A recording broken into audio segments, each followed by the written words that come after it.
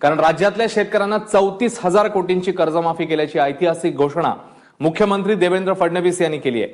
या महाराष्ट्रातील शेतकऱ्यांसाठी सर्वात मोठी बातमी या ठिकाणी म्हणावी लागेल। आत्ताच तुम्ही पाहिलं असेल, नागपूर येथे 2 ते 3 दिवसापूर्वी हिवाळी अधिवेशनाला सुरुवात झालेली आहे आणि या हिवाळी अधिवेशनाच्या पहिल्या दिवशी कर्जमाफी करण्याचा सगळ्यात मोठा निर्णय या ठिकाणी घेतलेला आहे।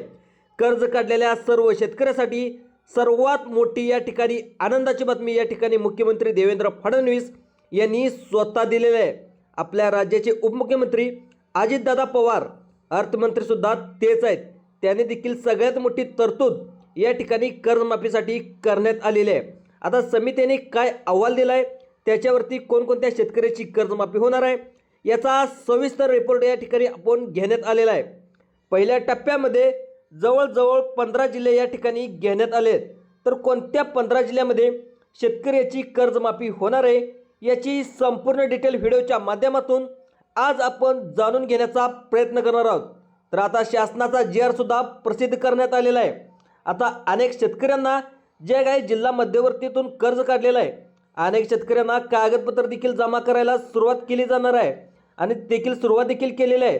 आणि जे काही जिल्हा मध्यवर्तीतर्फे ज्या शेतकऱ्यांनी कर्ज काढलेलं आहे त्यांना कागदपत्र देखील जमा करायला सांगितलेत। त्यासाठी तुम्हाला कोणकोणती कागदपत्रे जमा करावी लागणार आहेत, त्यासाठी अटी आणि पात्रता कोणकोणत्या लावण्यात आलेत, तुम्ही हे 4 कागदपत्र जमा केली तरच तुम्हाला याची कर्जमाफी केली जाणार आहे, अशी माहिती देखील आता सरकारकडून सांगण्यात आलेली आहे। आत्ताची सर्वात मोठी बातमी, आता तुम्हाला कोणकोणती कागदपत्रे जमा करावी लागणार आहेत, कोणकोणत्या अटी आणि पात्रता लावण्यात आलेत याची संपूर्ण माहिती आजच्या व्हिडिओच्या शेवटी सांगणार आहे। त्यामुळं कोणताही व्हिडिओ 1 सेकंदही स्किप न करता सर्वांनी व्हिडिओ शेवटपर्यंत बघायचा आहे। जे काही रेग्युलर कर्ज भरतात त्यांचं नेमकं काय होणार, नियमित कर्जवाल्याचं काय होणार, तसेच ज्या तुमचं 2 लाखापर्यंत तुमचं कर्ज आहे त्याची अट या माध्यमातून रद्द करण्यात आली आहे का, आता किती लाखापर्यंत तुमचं कर्ज सरकारच्या माध्यमातून माफ होणार आहे याची देखील संपूर्ण सविस्तर माहिती आजच्या व्हिडिओच्या माध्यमातून आज आपण जाणून घेण्याचा प्रयत्न करत आहोत। तुम्ही पाहिले देखील असेल, आज पाहायला गेलं तर आजचा दिवस शेतकऱ्यासाठी सगळ्यात मोठा पाहावा लागेल आणि अधिवेशनाच्या 3ऱ्या दिवशी राज्याची शेतकऱ्याची कर्जमाफी करण्याचा निर्णय अखेर या ठिकाणी घेण्यात आलेला आहे। त्यामध्ये कृषी मंत्री दत्तामामा भरणे असतील, दुसरं पाहायला गेलं तर मुख्यमंत्री देवेंद्र फडणवीस साहेब असतील, उपमुख्यमंत्री एकनाथ शिंदे साहेब असतील, दुसरे उपमुख्यमंत्री अजितदादा पवार असतील। यांच्या बैठकीनंतर हिवाळी अधिवेशनाच्या 3ऱ्या दिवशी शेतकऱ्याची कर्जमाफी करण्याचा निर्णय या ठिकाणी घेण्यात आलेला आहे।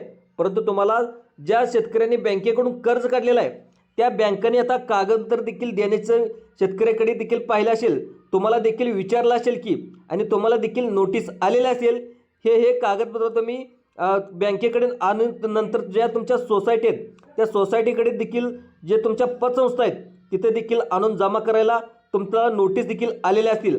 आता तुम्हाला कोणकोणती कागदपत्र जमा करायची आहेत, त्यात व्यवस्थित कोणकोणत्या चुका करायच्या नाहीत याची संपूर्ण माहिती 2 मिनिटाच्या आतमध्ये मी तुम्हाला समजावून सांगणार आहे। तब्बल पाहायला गेलं तर 70,000 कोटीची या ठिकाणी कर्जमाफी करण्याची ठरवण्यात आली होती।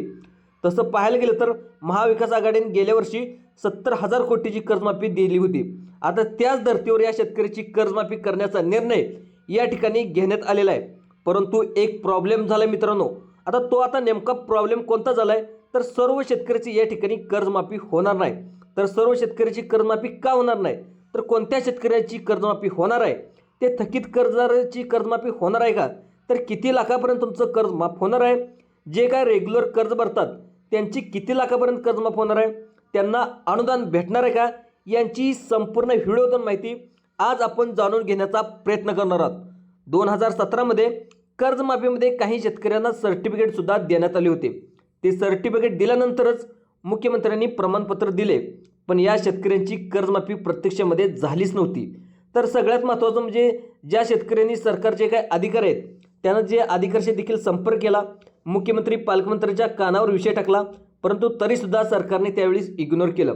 त्यानंतर 2019 मध्ये महात्मा फुले शेतकरी कर्जमाफी योजना उद्धव ठाकरे साहेबांच्या काळामध्ये झाली। तिथे देखील 2 लाखापर्यंत तुमचं कर्ज माफ करण्यात आलेलं होतं। त्यांचे सुद्धा अनेक शेतकऱ्याच्या यादीमध्ये नाव आलेलं, परंतु प्रत्यक्षामध्ये कर्जमाफीचा लाभ त्या ठिकाणी मिळाला नव्हता। मग हे जे काही 2017मध्ये कर्जमाफी जे शेतकरी आहेत परंतु त्यांना आर्थिक लाभ मिळाला नव्हता आणि 2019मध्ये जे काही पात्र शेतकरी आहेत त्यांना सुद्धा काही शेतकऱ्यांना आर्थिक लाभ मिळाला, काही शेतकऱ्याला मिळाला नाहीत. तर काही शेतकरी कोर्टामध्ये देखील गेले. मग कोर्टामध्ये गेल्यानंतर कोर्टाने असे आदेश दिले की राज्य सरकारला कोर्टाने असे आदेश दिल्यानंतर सुद्धा काही म्हणजे उलटले तो सुद्धा सरकार भानावर यायला तयारच नसतं. मग लोकमान्य टिळकाच्या भाषेमध्ये सरकारला डोकं ठिकाणावर आहे का असा प्रश्न देखील कोर्टाने सरकारला विचारला. तर या शेतकऱ्यांचं थकीत कर्ज आहे. तुम्ही निवडणुकीच्या अगोदर शब्द देखील दिला होता की तुम्ही शेतकऱ्याचं कर्ज माफ कधी करणार आहात. तर त्यामुळे कोर्टानं झापल्यानंतर सरकार आता या ठिकाणी जागेवर झालेलं आहे. त्यामुळं सरकारने आता शेतकऱ्याची कर्जमाफी करण्याचा निर्णय झालेला आहे. तुम्ही अनेक आंदोलन देखील बघितले असतील. त्यामध्ये आमदार बच्चू कडू यांनी देखील वारंवार आंदोलन करून तुम्ही शेतकऱ्याची कर्जमाफी कधी करणार आहात असा सवाल देखील सरकारकडे करण्यात आला होता. त्याच्यानंतर एक समिती नेमली. त्यामध्ये मुख्यमंत्री देवेंद्र फडणवीस यांचे जे सहाय्यक आहेत ते म्हणजे प्रवीण परदेशी यांच्या अध्यक्षतेखाली एक समिती देखील नेमली आणि समितीचा अहवाल देखील या ठिकाणी तयार झालेला आहे. अहवाल तयार झाल्यानंतर त्यामध्ये आता कोणकोणते शेतकरी पात्र ठरणार आहेत, कोणकोणते शेतकरी अपात्र ठरणार आहेत त्याचा संपूर्ण अहवाल या ठिकाणी तयार झालेला असून आता मुख्यमंत्र्यांनी त्या अहवालावर मंजुरी देखील देण्यात आलेल्या आहेत. आणि तुम्ही पाहिलं देखील असेल तुम्हाला कर्जमाफीचे जे काही तुम्हाला कागदपत्र आहेत, ज्या पतसंस्थातून तुम्ही कर्ज घेतलेलं असेल, ज्या बँकेतून तुम्ही कर्ज घेतलं असेल तर तुम्हाला कागदपत्र देखील जमा करायला सुरुवात केलेली आहेत. आता तुम्हाला कोणकोणती 4 कागदपत्र तुम्हाला जमा करावी लागणार आहेत तर त्या संपूर्ण कागदपत्राची देखील माहिती सांगणार आहे. तर त्या 4 कागदपत्रात जर तुम्ही एक जर चूक केली तर तुमची कर्जमाफी देखील रद्द होऊ शकते. त्यामुळे आता कोणकोणती कागदपत्र जमा करायची आहेत, नंतर तुम्हाला कोणकोणत्या चुका टाळायच्या आहेत याची संपूर्ण माहिती तुम्हाला या व्हिडिओच्या माध्यमातून आज आपण जाणून घेण्याचा प्रयत्न करणार आहोत. तर शेतकऱ्यांनी सुद्धा पाहायला गेलं तर 2026च्या जूनच्या आसपास कर्जमाफी करायचे अशी माहिती देखील आता मुख्यमंत्र्यांनी दिलेली होती. आता बघा सगळ्यात महत्त्वाचं म्हणजे या ठिकाणी दोन्हीपैकी या ठिकाणी एक महत्त्वाचे अपडेट या ठिकाणी समोर आले. ते म्हणजे जे लोक थकीत कर्ज आहेत तुमच्या मनामध्ये एक संभ्रम देखील तयार झाला असेल की थकीत म्हणजे काय. ज्यांचं कर्ज थकीत आहे म्हणजे जेव्हापासून काढले तेव्हापासून तुम्ही एकही हप्ता फेडलेला नाही, तर ज्यांचं रेग्युलर कर्ज आहे तर रेग्युलर कर्ज म्हणजे रिझर्व्ह बँक ऑफ इंडिया अशी सांगते की जे रेग्युलर कर्ज भरतो आणि शेतकरी कर्ज काढतो त्या शेतकऱ्यांना RBIच्या किंवा बँकेच्या नजरेमध्ये कर्ज भरण्याची पतसंस्था आहे त्याला शेतकरी थकीत म्हणतात. आता त्यांनी कर्ज काढलेलं नाही आणि अशा वेळेस शेतकऱ्याच्या कर्जमाफीची गरज आहे तर त्यांना RBIचा असा समज आहे की त्यांचा रूल रेग्युलेशन असे आहेत की त्यामुळे त्या व्यक्तीला कर्जमाफी केली जाते हे देखील सांगितलं आहे. आता जे काही रेग्युलरवाल्यांना सांगितलं दिसते की त्यांना कर्जमाफी होणार आहे, परंतु गाईडलाईनमध्ये असे येते की सरकार रेग्युलरवाल्यांना प्रोत्साहनपर अनुदान देणं जाणार आहे. आता तुम्हाला अनुदान किती दिलं जाणार आहे ते देखील आता सांगणार आहे. तसेच उद्धव ठाकरे सरकार देखील मुख्यमंत्री असताना देवेंद्र फडणवीस मुख्यमंत्री असताना काही रेग्युलर शेतकरी होते त्यांना 50,000 प्रोत्साहन अनुदान देणार होते, परंतु या संदर्भात असंख्य लोकांना अनुदानसुद्धा मिळालं नाही. त्यानंतर जिल्हा मध्यवर्ती बँकेच्या माध्यमातून देखील अनेक शेतकऱ्यांना कर्ज देखील या ठिकाणी देण्यात आलं होतं. आधार कार्ड, पॅन कार्ड या ठिकाणी मागणीची सुरुवात देखील आता करण्यात आली आहे. शेतकरी मित्रांनो 2 लाखापर्यंत तुमची कर्जमाफी अट सरकारच्या माध्यमातून आता काढून टाकण्यात आहे. आता सरसकट या ठिकाणी कर्जमाफी करण्याचा या ठिकाणी निर्णय घेण्यात आलेला आहे. आता सगळ्यात महत्त्वाची तुम्हाला कोणकोणती कागदपत्र द्यायला सांगितलेत बँकेने, त्यासाठी तुम्हाला कोणकोणती व्यवस्थित तुम्हाला माहिती द्यायची आहे त्यामध्ये. आता सगळ्यात पहिलं कागदपत्र देणं सांगितलं ते म्हणजे पहिल्या नंबरचं ते म्हणजे आधार कार्ड. आता आधार कार्ड तुम्हाला व्यवस्थित असलं पाहिजे. तुमचा आधार कार्डला जे आधार कार्ड आहे त्या आधार कार्डला जो तुमचा मोबाईल नंबर आहे तो मोबाईल नंबर देखील लिंक असलेलं पाहिजे. दुसरं पाहिलं गेलं तर त्यामध्ये आधार कार्डामध्ये तुमचं नाव व्यवस्थित असलं पाहिजे. जे तुम्ही 7/12वर जे नाव आहे तेच तुमचं आधार कार्डवरती नाव आहे काय ते देखील पाहून घेणं अतिशय गरजेचं आहे. दुसरं पाहिलं गेलं तर आधार नंबर आहे तो देखील व्यवस्थित पाहिजे. नंतर तो तुमचा आधार कार्डवरचा फोटो आहे तो देखील अपडेट असलं पाहिजे. आधार कार्ड तुम्ही अपडेट करून घेतलं पाहिजे आणि आधार कार्डावरती नाव, पत्ता, जन्मतारीख हे सगळं व्यवस्थित असलं तरच तुम्हाला इथून पुढे तुमची कर्जमाफी केलं जाणार आहे. त्यानंतर तुमचं दुसरं कागदपत्र लागणार आहे तो म्हणजे पॅन कार्ड. आता पॅन कार्ड देखील म्हणजे आता पॅन कार्ड काय घेतलं जाणार आहे याची देखील तुम्हाला माहिती असेल. अनेक दिवसापासून पाहायला गेलं तर पाठिंबाच्या काळामध्ये अनेक शेतकऱ्यांनी आता ही कर्जमाफी फक्त गरजू शेतकऱ्याचीच केली जाणार आहे अशी सरकारकडून सांगण्यात आलेलं आहे. त्यामुळे अनेक शेतकऱ्यांना चुकीच्या मार्गाने कर्ज घेतलेलं होतं. त्यामध्ये गाड्या घेण्यासाठी असेल, मुलामुलींचं लग्न करण्यासाठी असेल, यासाठी उगाच चुकीच्या पद्धतीने कर्ज घेतलेलं होतं. 15 लाख 10 लाख त्यांनी कर्ज काढलेलं होतं आणि त्यांनी 1 रुपयासुद्धा बँकेला कर्ज रिटर्न केलेलं नव्हतं. त्यामुळे आता शेतकऱ्याचं जे पॅन कार्ड आहे, पॅन कार्डाजवळ तुमचं उत्पन्न किती आहे, वर्षाचं उत्पन्न किती आहे ते पॅन कार्ड दिल्यामुळे समजणार आहे. त्यामुळे जे चुकीच्या पद्धतीने कर्ज काढतात आणि चुकीच्या मार्गाने त्याचा वापर करतात, शेतकऱ्याचं कर्ज ही बँक देते फक्त शेती पिकासाठी देत असते, वेगवेगळ्या वाहन खरेदीसाठी, शेतीला जे उपयोग पडणाऱ्या वस्तू आहेत त्यांच्यासाठी देत असते. पण अनेक शेतकऱ्यांनी, जे मोठे शेतकरी आहेत, धनदांडगे शेतकरी आहेत, त्यांनी चुकीच्या मार्गाचा वापर केलेला आहे. त्यामध्ये गाडी खरेदी असेल, मुलामुलींचे लग्न असतील, सोने खरेदी असेल, त्यांनी खरेदी करून ठेवलेलं आहे आणि 1 रुपयेसुद्धा कर्ज त्यांनी भरलेलं नाही. त्यामुळे आता पॅन कार्ड या ठिकाणी कंपल्सरी केलेलं आहे आणि इथून पुढे जर तुमचं उत्पन्न जास्त असेल तर तुमचं इथून पुढे कर्जमाफी केली जाणार नाही, अशी माहिती देखील आता सरकारच्या माध्यमातून सांगण्यात आलं आहे. आता दुसरं कागदपत्र मागवलं आहे ते म्हणजे बँक पासबुक. बँक पासबुक देखील मागवलं आहे. तर तुमचं जे सरकार आहे ते बँक पासबुकचं झेरॉक्स देखील मागवलं आहे आणि तुमच्या संपूर्ण बँक पासबुक का मागवलं आहे याचं देखील तुमच्या मनामध्ये प्रश्न आला असेल. तर बँक पासबुकमध्ये तुमचं नाव, डिटेल्स आणि तुमच्या वर्षभरामध्ये तुमच्या बँकेच्या पासबुकमध्ये किती व्यवहार झालेला आहे. तर तुम्ही खरंच सांगताय की तुम्ही खरंच गरीब आहेत का? तर गरीब म्हणजे काय, तर वर्षाचा 2.5 लाख ते 2.5 लाखापर्यंत तुमचं उत्पन्न असलं पाहिजे. तर 2.5 लाखाच्या आतमध्ये तुमचं उत्पन्न असलं तरच तुमची कर्जमाफी केली जाणार आहे.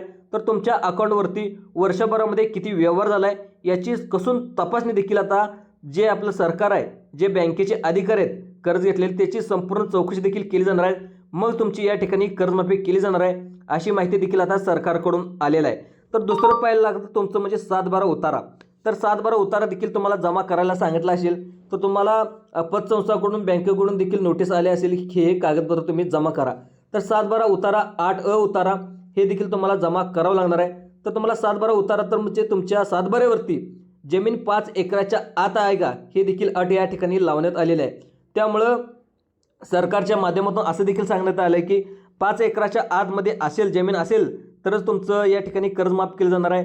तुमच्या शेतामध्ये येणारं उत्पन्न किती आहे, तुमच्या शेतामध्ये बागायती पीक आहे का, तर तुमचं द्राक्ष असेल, डाळिंब असेल, या बागामधून तुमचं उत्पन्न जास्त येत असेल तर तुमची कर्जमाफी केली जाणार नाही, अशी अटी देखील या ठिकाणी लावण्यात आली आहेत. आणि सरकारने या ठिकाणी कागदपत्रे मागवायला देखील सुरुवात केलेली आहे. आणि तब्बल पाहायला गेलं तर जवळजवळ 1 कोटीची या ठिकाणी कर्जमाफी, जवळ 100 कोटीची कर्जमाफी या ठिकाणी करण्याचा निर्णय देखील आता सरकारने घेतलेला आहे. आता तुम्हाला कोणकोणती कागदपत्रे या ठिकाणी द्यावं लागतात ते म्हणजे फार्मर आय डी कार्ड. दुसरं अतिशय महत्त्वाचं कार्ड लागणार ते म्हणजे farmer I D card.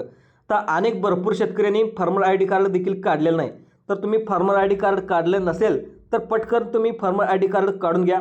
Farmer I D card असेल तरच तुमची इथून पुढे कर्जमाफी केली जाणार आहे.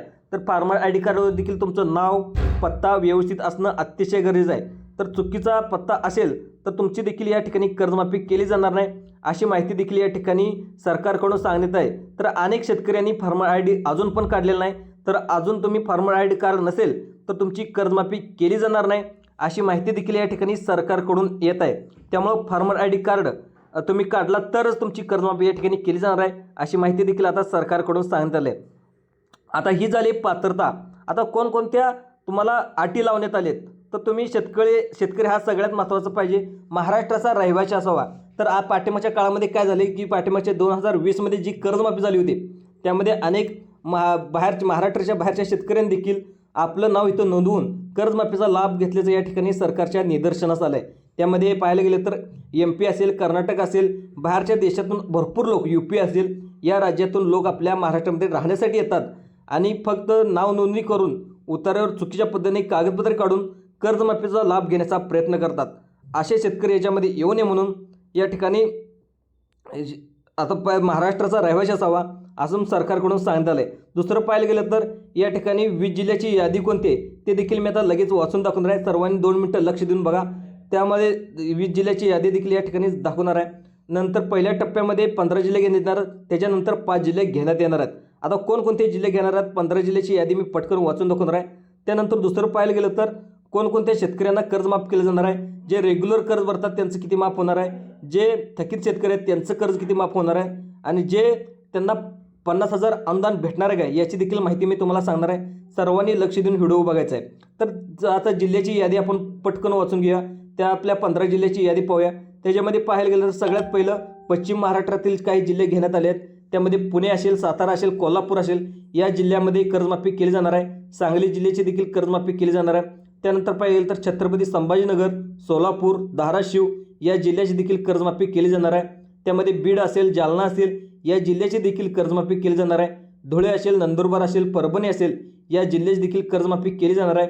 त्याच्यानंतर पाहायला गेलं तर आपलं रत्नागिरी असेल, सिंधुदुर्ग असेल या जिल्ह्याची देखील कर्जमाफी करण्यात येणार असल्याची सगळ्यात मोठी बातमी या ठिकाणी समोर येत असेल. तर चॅनलवर जर तुम्ही पहिल्यांदाच आला असाल तर चॅनलला सबस्क्राईब देखील करायला विसरू नका. धन्यवाद शेतकरी मित्रांनो. जय जवान, जय किसान.